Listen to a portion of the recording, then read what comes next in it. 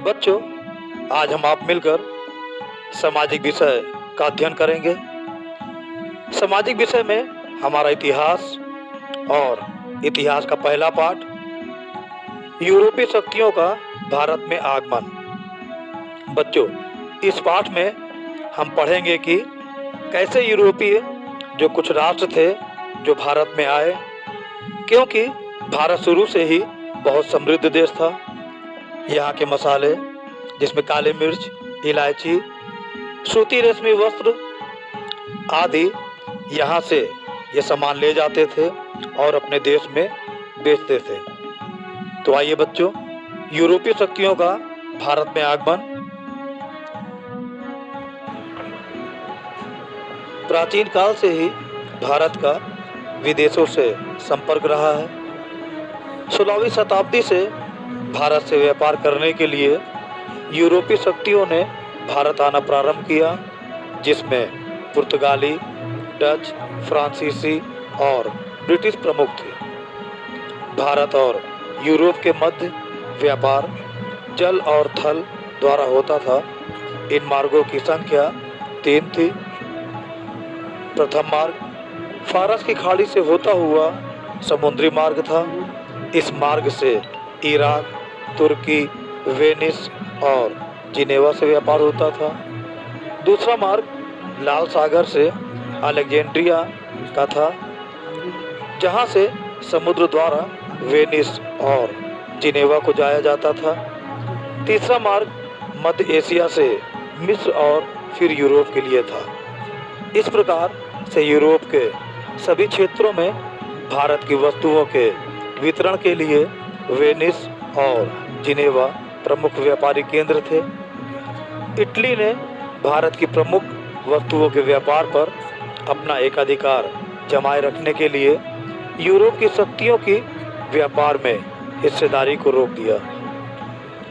15वीं शताब्दी में 1453 ईस्वी में तुर्कों ने कुस्तुनतुनिया पर अधिकार कर लिया। कुस्तुनतुनिया एक ऐसा नगर था जिस नगर से सभी व्यापारी आते थे भारत में व्यापार करने के लिए। अब तुर्कों ने यूरोप और भारत के मध्य पुराने सभी संचार के माध्यमों को बंद कर दिया। कुस्तुनतुनिया नगर व्यापार मार्ग का मुख्य द्वार था, अतः व्यापार के लिए यूरोप के व्यापारियों को कुस्तुनतुनिया नगर पार करना ही पड़ता था। लेकिन तुर्कों द्वारा मार्ग पर कब्जा होने के कारण यूरोप और भारत के मध्य व्यापार को बहुत धक्का लगा। अब यूरोप वासियों ने व्यापार के लिए नए समुद्री मार्ग की खोज करना आरंभ कर दिया। इन जगहों की खोज मात्र संभावनाओं के आधार पर थी, इसलिए कुछ नाविकों ने यूरोप के उभरते राज्यों के महत्वाकांक्षी राजाओं व रानियों को धन, धर्म और ध्वज के सपने दिखाए। राज्य की आमदनी के लिए खजाना इकट्ठा करना, कीमती धातु, सोना, चांदी आदि व मसालों के फायदेमंद व्यापार से कर एकत्रित करने की संभावना थी। ईसाई धर्म का दूर दराज इलाकों में प्रचार करना, यूरोप के राष्ट्रों का झंडा दूर दूर के उपनिवेशों पर फहराए, जिससे उनका साम्राज्य बढ़ेगा। यूरोप के राजाओं ने इन नाविकों की समुद्री यात्राओं का खर्चा वहन किया। इनके नाविकों ने कुतुबनुमा की सहायता से रास्तों की खोज में लंबी समुद्री यात्राएं की। कुतुबनुमा के द्वारा दिशाओं का ज्ञान होता है। भारत की खोज में निकले स्पेन निवासी कोलंबस ने अमेरिका की खोज की तथा पुर्तगाल निवासी वास्को डी गामा अपनी लंबी जल यात्रा के दौरान अफ्रीका के दक्षिणी छोर से होते हुए भारत के पश्चिमी समुद्र तट के कालीकट बंदरगाह पर पहुंच गया सन 1498 ईस्वी में। अब पुर्तगालियों को हिंद महासागर होते हुए पूर्वी द्वीप समूह का नया जलमार्ग मिल गया। अब यूरोप और भारत के मध्य व्यापार पुनः आरंभ हो गए। पुर्तगालियों ने हिंद महासागर के माध्यम से होने वाले व्यापार पर अपना अधिकार कर लिया। वे सोना चांदी लाते और हमारे देश से सूती, रेशमी कपड़े और विभिन्न मसाले ले जाते थे और बहुत मुनाफा कमाते थे। पुर्तगाल की मजबूत नौसेना के कारण हिंद महासागर से कोई दूसरा देश पुर्तगाल की इजाज़त के बिना अपना जहाज नहीं ले जा सकता था। वास्को डी गामा के भारत पहुंचने के बाद एक एक करके हॉलैंड, फ्रांस और इंग्लैंड के व्यापारी भारत आने लगे। व्यापार के लिए धन, लंबी यात्रा करने वाले जहाज तथा नाविक तीनों साधनों का बहुत ही महत्व था। इन साधनों को प्राप्त करने के लिए कुछ अमीर यूरोपीय व्यापारियों ने 17वीं शताब्दी की शुरुआत में यानी 1600 से 1670 ईस्वी के बीच व्यापारिक कंपनियां स्थापित की। व्यापारिक कंपनियों का अर्थ है व्यापार में कई लोगों की हिस्सेदारी होती थी। सभी हिस्सेदार व्यापार में अपनी अपनी पूंजी लगाते थे। लगाई गई पूंजी के अनुपात में व्यापार से प्राप्त मुनाफे को आपस में बांट लेते थे। हॉलैंड में Dutch east India company, England में ब्रिटिश ईस्ट इंडिया कंपनी और फ्रांस में फ्रेंच ईस्ट इंडिया कंपनी बनी। भारत में सबसे पहले पुर्तगाली व्यापार करने आए।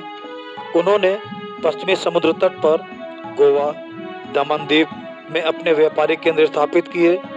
विदेशी कंपनियों के इन व्यापारिक केंद्रों को कोठी या फैक्ट्री कहा जाता था। वास्को डी गामा के भारत पहुंचने के बाद एक एक करके हॉलैंड, इंग्लैंड और फ्रांस के व्यापारी जल के रास्ते भारत आने लगे। इस समय तक हिंदुस्तान के तो किसी भी शासक ने नौसेना तैयार करने की बात सोची तक नहीं। हॉलैंड निवासियों ने, जो डच कहलाते थे, कालीकट, कोचीन, नागापट्टनम तथा चिंसूरा में व्यापारिक केंद्र खोले।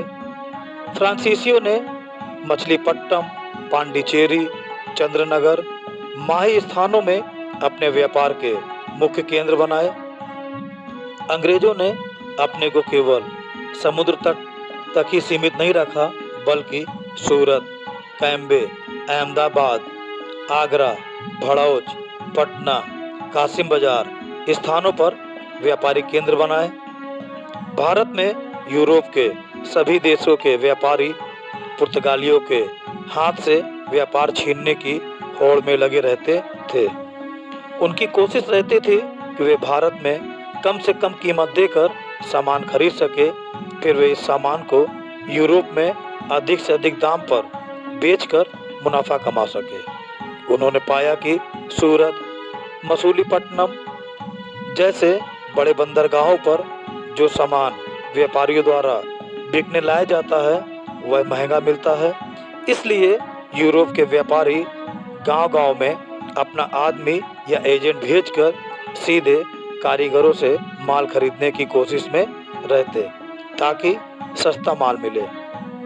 समय के साथ पुर्तगाली नौसेना और किलों की ताकत अंग्रेज, डच और फ्रांसीसियों से कई मुकाबलों के कारण कमजोर पड़ गई।